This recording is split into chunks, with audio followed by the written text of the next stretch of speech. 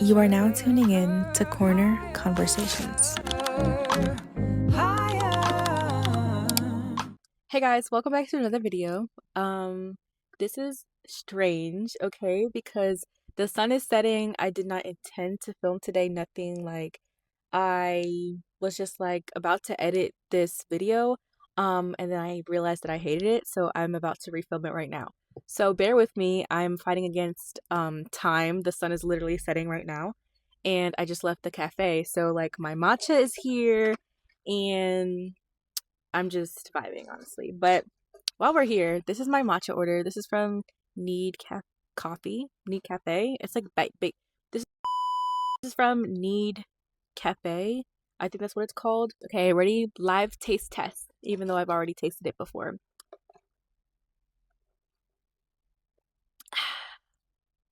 10 out of 10. Okay, I'm lying. It's like a 8.5 out of 10. This flavor is I think it was called, this flavor was called like caramel apple butter, I think. A caramel apple butter matcha latte with oat milk.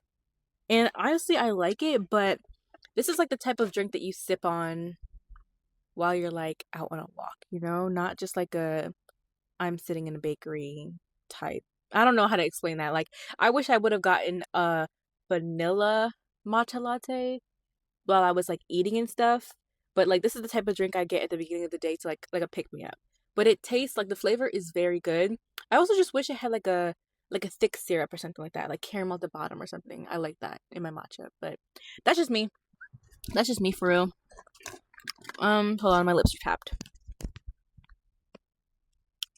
I could, in theory, put this mic down, but I also want something to hold. So just don't mind me about that. Um, Hopefully it's not cutting too in and out, but honestly, I give up. I'm just gonna like roughly edit this and post it because it's about time. But anyways, for the moment that we have been waiting to talk about, corner conversations. Claps. I need applause. Okay? Thank you. Corner Conversations has been in production for about 6 months, okay? I have drafted the idea, tweaked it, changed the logo about 6 different times, changed the background on the logo, all of these different things, like came up with an initial concept, scratched it. Like it's been through all the phases before I even said anything about it. And so that's like really my bad for real. So yeah, but I'm at the point now where it's like the more that I keep delaying it is the longer until it can bless somebody, if that makes sense. So basically, Corner Conversations is my child, okay? It is meant to be an extension of Keta's Corner, my YouTube platform.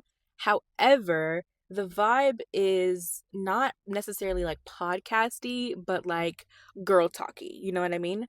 So this all came from the fact that like I, have this car. I drive people to church with me all the time and we talk about like different things relating to like our faith walk, faith journey, life, school, work, all the different things, like relationships, everything. Everything that there is to talk about, we have talked about as like friends, right? Like on the way to church. Because I'm not gonna lie, I really do like a 35 to 40 minute commute to church every Sunday, just one way.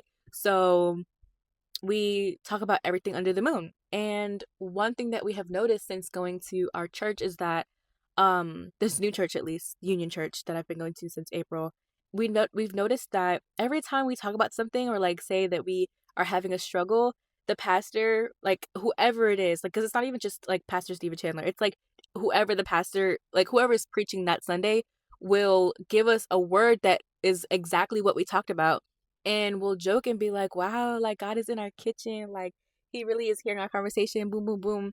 But it's the truth. Like it'll be what is defined as like a rainbow word or like a right now word. And it's like I know it's not just for us, like it'll touch everybody, but it really like is exactly what we need to hear. And if it's not what we need to hear in that moment, it'll be something that we need to hear for the next upcoming week. You know what I mean? And so I was just like, wow, like wouldn't it just be so wild if like I basically had those kind of conversations but with y'all so that we can just like chit chat about like real life things? Because I'm not gonna lie, I feel like I locked in with God this year and low key became a robot. Like I was like, yes, Jesus is all I need. But it's like, no, babe, you need Jesus and community. And so when I had originally filmed this back in July, I think, my life has changed since then, okay? My life has changed since then because now I have like so many people around me. Like, I turn left and right and I'm like surrounded with community. And I wanted to provide a platform where we can like chit chat, about real life things. Like, obviously, I'm not perfect. I still go through things all the time. And I feel like people don't talk about it enough. Like, we don't talk about the struggles of like being a Christian young adult, much less a Christian woman, and like the different things that you have to like figure out necessarily. Like, obviously, yeah, you're figuring it out with God, but sometimes there's so much shame in church about like not having it figured out, and they're just like, yeah, just pray about it. And it's like, yeah, you pray about it, but like it's it's almost like a form of like peace knowing that, okay, someone else went through the same thing and like I can hear your testimony, basically, right? So I know I'm already yapping. It's about 6 minutes in, but I wanted to share like a quick little rundown of my testimony because it's like this is like my pitch, basically. Like, let me be your friend type thing. Like, this is me saying this is what I have been through. If you have been through anything similar or this resonates with you, then it's like, hey, I'm Keta, I'm your girl. You know what I mean? So that is the goal. Okay.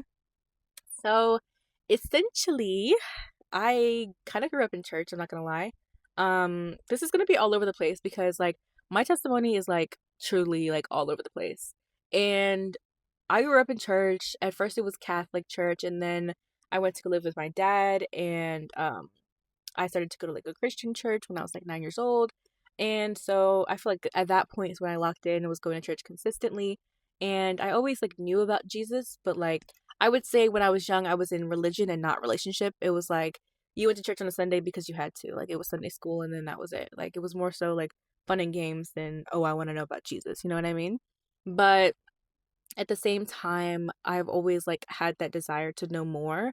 Like, I would read the Bible and like really try to meditate on it, but I wouldn't understand necessarily, but it would always just be like a continued pursuit, I would say, like in that aspect. After moving from Florida as a kid to Maryland, I didn't really have a home church here. So we kind of like church toured. Like, we would go to different churches to see like what our vibe was. And we kind of just like settled with one, even though we really didn't like it. And it was like, okay, like I'm going to church because my dad's making me, whatever the case might be. And there I was really involved with the youth. I was like, yeah, I'm gonna be there. Vacation Bible school, I'm there, okay? And that's when I started to like develop a relationship with God because I would be praying over different people and the kids and this and this. And I was like, okay, I kind of like this, And then boom, 2020 hit, COVID, right? And now the church is like on Facebook, but my dad didn't even have Facebook, so we would just not be going to church. And then basically the church that I used to go to in Florida, like a group of people separated from that church and started their own church. And so in COVID, we started going to their church, if that makes sense. Like online on Zoom, because they didn't even have a building. Like, this was like fresh. So we're going to this new church. It's like all my favorite people. I'm loving it. It's really like family oriented. And I'm like, yes, like hearing about God, boom. But I'm also hearing about demons. I'm hearing about God, demons, warlocks, witches. No, you're good. I'm hearing about like God, demons, like warlocks, all of the above. Like, it's just like a lot going on. And so I'm like, wait. And they were very much like locking with God or the devil's gonna come for you. And that like opened up my eyes to the spiritual aspect. I was like, okay, like I can't be like all over the place. Like, let me actually lock in with God. So I locked in with God that year, and I was like really dedicated. I was doing like fasts. I was like praying. I was like doing all the things. Mind you, at like 13, 14 years old, right? And so keeps going on. I'm in prayer. Like, we had like prayer meetings, and it would be like what, Monday, Tuesday, Thursday, and Sunday, 5 a.m. and 7:30 p.m. So I'm in prayer all the time. Like, I'm constantly surrounded with it. And I'm like continuing to grow. And then I was like, okay, you know what? I'm gonna get baptized. Boom, gets baptized around like maybe 14, 15, around that age. I don't even know what year this was at this rate, but I got baptized, and I'm sorry if there are gaps in this story, but like this is like how I'm trying to remember it right now. But I got baptized, and then from there, I was like, okay, they were like, you're going to be the next pastor of this church. And I was like, what? Like, I'm literally in high school. Like, what are you talking about? And I kind of like brushed it off a little bit. But that year, I like brought my first like sermonette, basically, or like a little small youth sermon. And I did like a really good job. I'm not going to lie. Like, studied. I woke up like 4 a.m. every day and was like, no, I got to say the right things. Like, boom, boom, boom. And I like did a pretty good job, and then I did it again like maybe 3 other times throughout that time at that church. And it was cool. It was cool, honestly. And then from there, and I moved out, I'm at college. It's like everybody like we're having fun, like not even like bad fun. It was just like random fun, honestly, of like I can be out at La Plata at 11 p.m. playing volleyball, stuff like that. You know what I mean? And so I stopped going to the church that I used to go to online, figure out my relationship with God for myself, right? Wrong, okay? Wrong. I never read my Bible. I never did any Bible study. I refused to like go to any neighboring churches, nothing like that. Like I was just like, I'm not gonna lie, oh, why are you honking it? Oh boy. It's a granny. But anyways, like I had basically become the most lukewarm Christian you had ever met, okay? You would have never thought I had been baptized. Like I didn't even mention God at all or nothing. Like I would pray before I had an exam and that was it, okay? I was like the lukewarmest of Christians, which really isn't even a thing. It's really like I was cold, but I wanted to think I was hot type of thing. So then, right? I'm in college, and then boom, all the temptations done come up, and I got a boyfriend, so you know how that go, and then it was a lot going on. So now, if I've completely lost you at this point, right, this is all you need to know, right? I grew up in church as a kid. I moved to Florida and was very consistent in church. I moved to Maryland, was less consistent in church, got baptized, loved Jesus, graduated at college and wildin', okay? And so I'm like, living my life, like not really caring about God at all, which is like, eek. And then, like, spring semester into my freshman year of college, I'm like, okay, like something has to shake, like I need to like lock back in or something. And so I start to go to this other church that like a lot of people I knew were going to. And so I was like, okay, I'm going to their church, and their church was a lot. It was like I was there all day, and it was what I needed to get back my fire for Christ. I'm not gonna lie. Like that was what I needed. But it just didn't end up being like for me, you know what I mean? But I went to a conference. It was like a 3-day conference, and I met one of my best friends, Alicia. Shout out to you, girl. I met her, and she was the one that was just like, yeah, do your video, do your video. Whole time she's like the biggest part of it. But um I met her at Dominion, the Dominion conference, and we clicked ever since. And then from there, I was like, okay, you know what? I just need to do it. And I ended up breaking with my ex-boyfriend, and I like blocked him, like cut him off, boom, all these things, and was like, okay, I like God has my whole heart, you know what I mean? And from that moment, like I hadn't seen Alicia since, like low key, like we didn't see each other at all. And then fast forward to this year, and last year, right, I ended up getting back with my ex-boyfriend again, which wasn't the best idea in hindsight because I thought he was different, but he wasn't different. And then that was its own thing. And I had to start like reevaluating that again this year. Okay. So if you're lost again, okay, I'm sorry. I know I'm being very discombobulated, but essentially the gist was this, right? So essentially now the timeline from here is I met Alicia at Dominion, right? A year had passed. I was now with my ex-boyfriend again, the same one. Got back with him, and then I started to like, like hate it, and like the situation was like actually worse this time, and like yada yada yada. And so now, boom, we're in this year, okay? We're in April of 2025, okay? So we met Alicia in 2024, and now we're in 2025, okay? Hopefully that's not too confusing. But If this is confusing, hopefully future Keta who's editing this will interject and save you, because I myself am lost, okay? So now here we are in the testimony, April of 2025, right? I go to Dominion again, so the second year in a row. Didn't like it, okay? First day I was like, okay, what's happening? Like, I don't really like this vibe, right? So I'm like, okay, let me not go for the rest of the days, right? A couple weeks later, I'm like, you know what?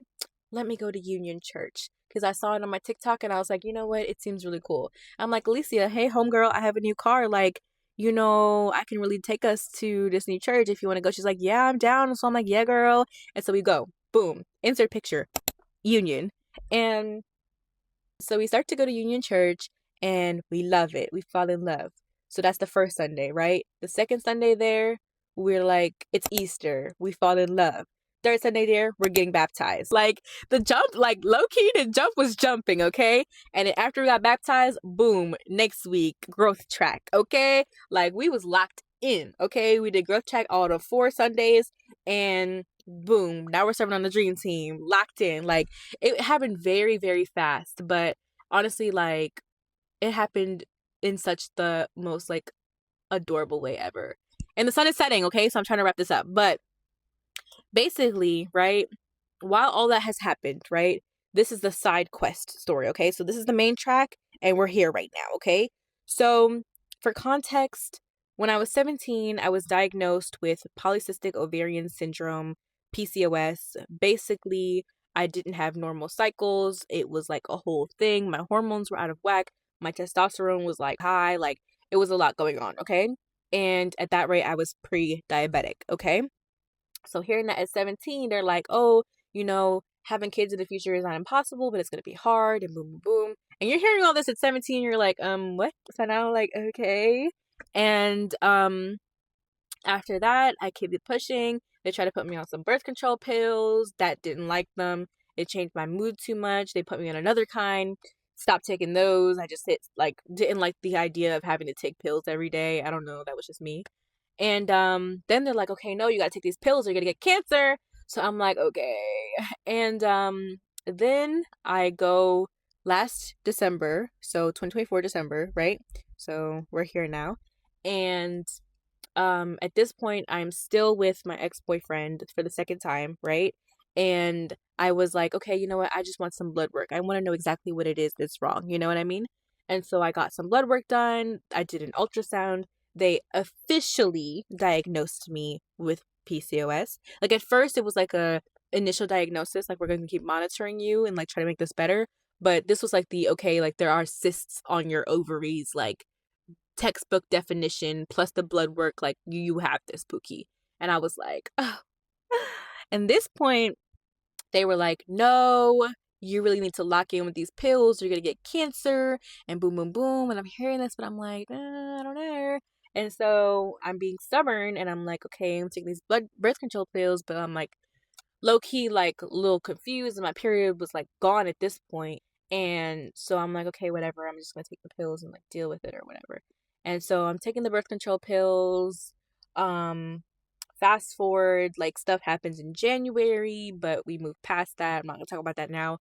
And then now we are here, right? April, I got baptized, right? And in June, I broke up with my ex-boyfriend and I moved out. Like, I moved out of his house. Like, we were living together. Like, it was a lot. And so now we are in August, okay? This is where it gets steamy, okay? So coming up on the end, we're in August, right? Moved out of my ex-boyfriend's house, moved back in with my father, who I hadn't spoken to in like 2 years. And I had to like, get back used to that again. But he was calm. Like he was like, loving and kind. And I was just like, hey, won't he do it? So then then it's August and I'm like, you know what? I'm going to pray for 21 days with my church, right? We're doing Pray 21. I'm there every single day, okay? If I'm not there in person, I'm there online and I'm like praying, okay? And the 3 things that I prayed for a husband, a godly one, right? I prayed for healing in such a way that my doctors would be shocked. And the third thing that I prayed for, I honestly don't even remember. It's written down. But those were the 2 main things, okay? Like the third thing changed every now and then, but those were the 2 main things, right? And the husband thing came from the approach of like, I don't want to just like be like, oh yeah, I'm young, let me just go date around, boom, boom, boom. No, I don't want that. Like I want like the next person that I'm with to be like my husband. Like, and I don't want anyone until then. And if you have something to say about that, you can say about that. But that is just what I am standing for, and you can't change my mind. So yeah. So then, right, I'm praying and I'm like, God, heal my body, heal my body. Let me have a period back. Like I've been abstinent for about a lot of months. Not really. It was probably like 5 months, but still like abstinent, boom, boom, boom. So I'm like, heal my body, God, because he did reveal to me that the the product of my sexual sin was this sickness, like that it was directly correlated, that it happened because of my sin. And so I repented of that and I was like clean for a couple of months. But he was like, hold on, like this testimony is not for you. Like I have to, do my big one or whatever. And I'm like, okay, like it's not bothering me. I don't have cancer, nothing like that. But I'm like, okay, heal my body. Because also, I was having a lot of issues with like body things because the condition impacts your hormones, which affects like the way you lose weight, the way that you bloat, how tired you are, like different things like that. And so, um, I'm like, God, like, please, I'm ready to lose weight, like, because I was at my highest weight this year, I was 190, which is too close to 200 for my liking. For someone who is 5 feet tall, I'm already overweight.